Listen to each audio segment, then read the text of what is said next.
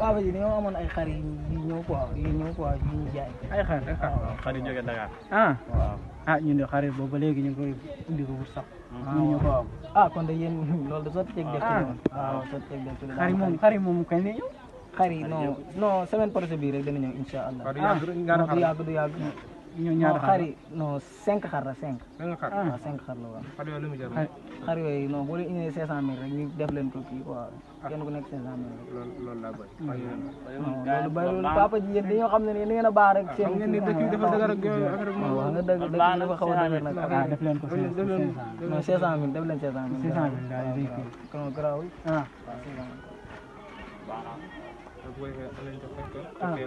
waaw. ñu borom baax ñoom moom.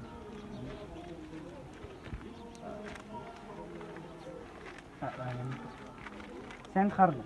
waaw incha allah. ok kon bu ko defee danañ leen nekk. waaw ñëwee ngeen waaw bu yëgee danañ la woo. ñu koy dëkk ci sax. ñun waaw ci gàll bi nekk fii rek. waaw kon baax na kon baax na. am mu góor de liñ la laaj boo ko amul bu jigéen boo ko amul réel fay ko mu.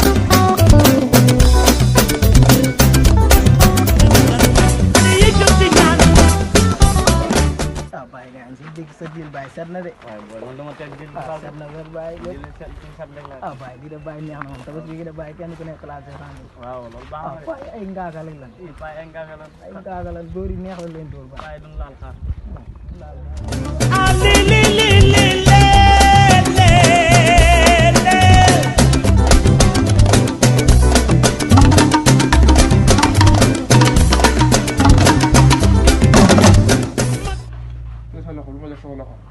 yow ana xale.